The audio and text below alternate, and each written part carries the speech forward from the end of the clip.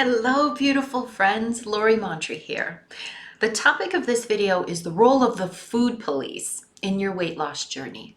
Now, I chose today's topic because it's been relevant for almost everyone that I've worked with. So let's dive in. We're all very aware of the food police, right? They're out in full force everywhere you turn. They tell us what's good to eat, what's bad to eat, how to combine foods, and which foods cause which ailments. The biggest problem with the food police is that there's no one jurisdiction. Ask 5 different cops and you'll get 5 different answers. One of them will tell you that plant-based foods are the best. Another will have you swearing off carbs like they're the spawn of Satan. And yet another will tell you it's all about more protein. How could they all be right? Now, the answer, of course, is that they can't. And when we internalize messages we hear from the media and books and other sources, it's really difficult to know what to feed ourselves. Something as basic as what we put in our bodies for fuel can become so conflicted. What I suggest is that while it's okay to try on advice from outside yourself, the only person who really knows what you should be eating is you. If you really think that certain advice could be helpful for you and it resonates with your body, go ahead and try it on. But always work with the notion that you can make it yours, right? You can tweak it to meet your needs. You can hate it. You can love it just the way it is, right? But just because you saw it in a magazine or a friend told you they lost 5 pounds eating grapefruit for 3 days doesn't mean you have to try it. It's also important to remember that at different times in your life, your body's going to need different things, different nutrition. So for example, just take intermittent fasting, all right? For someone who's dealing with a lot of stress or maybe is experiencing adrenal fatigue, intermittent fasting may exacerbate their symptoms. For someone else, it may be the perfect thing. I invite you to consider everything you do with nutrition as a trial, right? It's just something that you're trying on to see how it works for you. I encourage you to be willing to change your nutrition from month to month, from season to season. When you drop the shoulds and really tune into your body, you'll find that you have the wisdom that you need to make choices that support your health and weight goals.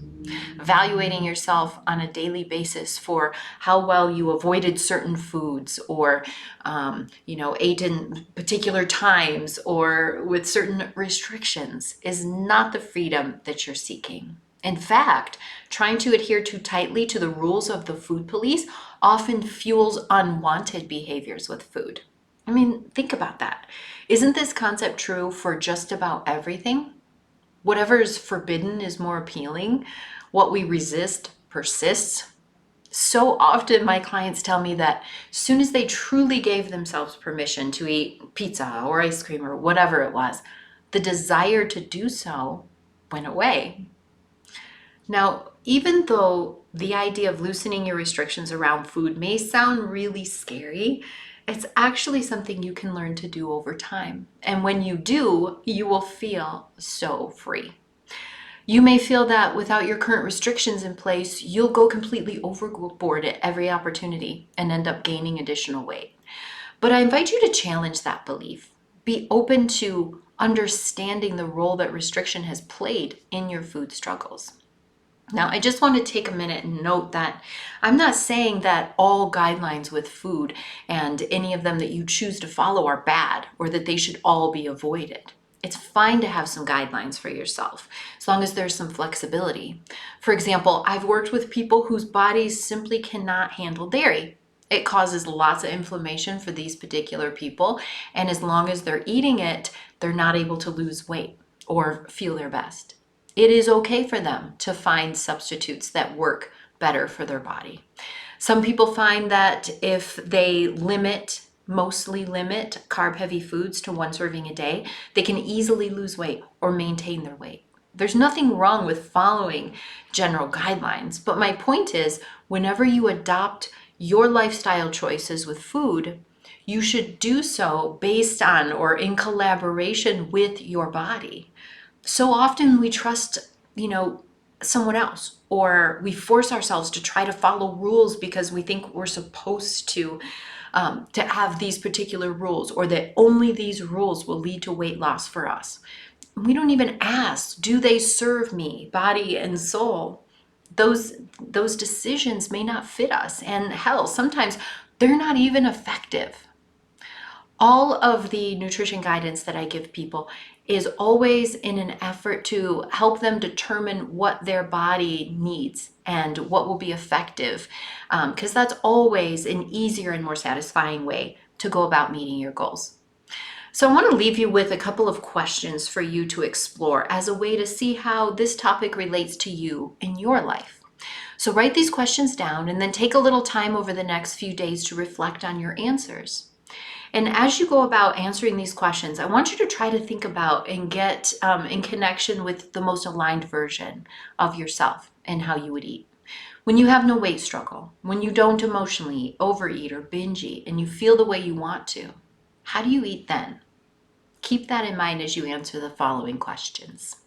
Number 1, do you restrict in reality, like actually trying to limit certain amounts of food or types of food?